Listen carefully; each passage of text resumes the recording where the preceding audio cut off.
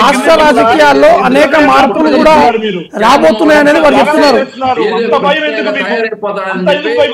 రాయకుండా అడ్డుపడుతూ వచ్చింది తెలుగుదేశం పార్టీ. మళ్ళీ ఈ రోజు మీరు మాట్లాడుతున్నారు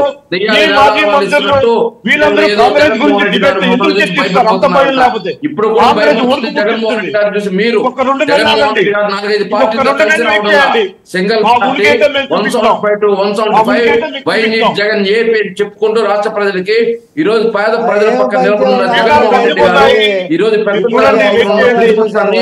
ఎదుర్కొని మళ్ళీ 175 నియోజకవర్గాలు టార్గెట్ పెట్టుకొని ముందుకు పోతున్నారు. కానీ మీరు ఇందాక సమాధానం చెప్పలేదు వేణుగోపాల్ గారు, ఇందాక అడిగిన సమాధానం చెప్పలేదు. మనకు బలం లేదు జగన్మోహన్ రెడ్డి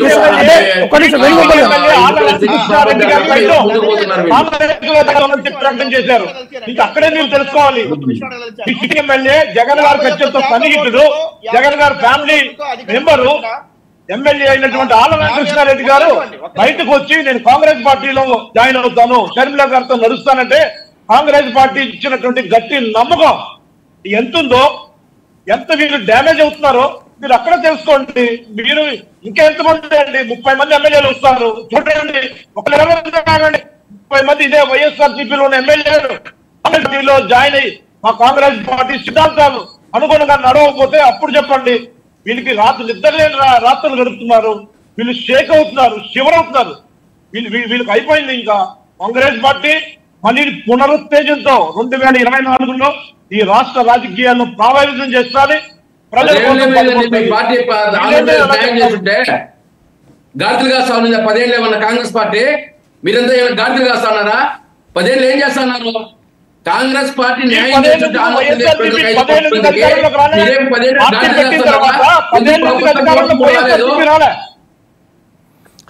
ఒకటి నిమిషం వేణుగోపాల్ గారు, ఇందాక నేను అడిగినాక సమాధానం చెప్పలేదు. ఒక నిమిషం అండి నారాయణ గారు. ఒకటి అంటే చాలామంది ఇప్పుడు టీడీపీ, జనసేన, బీజేపీ 3 పార్టీలు కూడా ఒకవేళ టీడీపీ కావాలనుకుంటే కలిసిపోతామని చెప్పడం జరిగింది. కానీ రాష్ట్రంలో ఉన్నటువంటి పరిస్థితులు, రాష్ట్ర రాజకీయాలు ఖచ్చితంగా కొంత మార్పు వచ్చేటువంటి అవకాశం కనిపిస్తున్నాయి. రాష్ట్ర ప్రజల్లో చాలా మార్పు వచ్చింది అని చెప్పేసి వారు చెప్తున్నారు. ఇందాక నేను అడిగిన దానికి పవన్ కళ్యాణ్ చేసినటువంటి కామెంట్స్కి ఏం చెప్తారు మీ వైసీపీ నుంచి?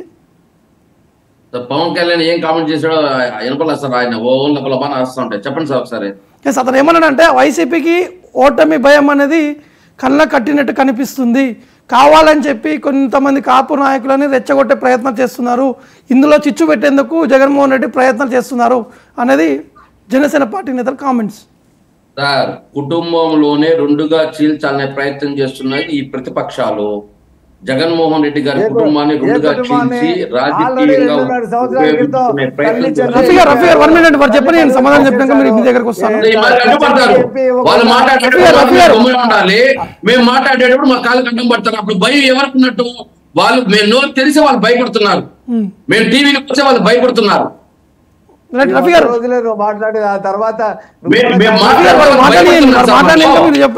పవన్ కళ్యాణ్ చెప్తున్నాడు కదా, జగన్మోహన్ రెడ్డి గారు కాపుల్ని 2గా చీలుస్తున్నాడని. కాపులకు అన్యాయం చేసింది ఎవరు? నువ్వు చేసావు కాపులకు అన్యాయం. చంద్రబాబు నాయుడు గారు 2014 ఇచ్చిన హామీని కాపులకు ఏదైతే ఉందో కాపుల్ని బీసీలో చేర్చాని ఎందుకు చేర్చలేదని నువ్వు ఎందుకు చొక్కా పట్టుకుని అడగలేదు? ఈరోజు జగన్మోహన్ రెడ్డి గారు అంతో ఇంతో న్యాయం చేసింది కాపులకు. జగన్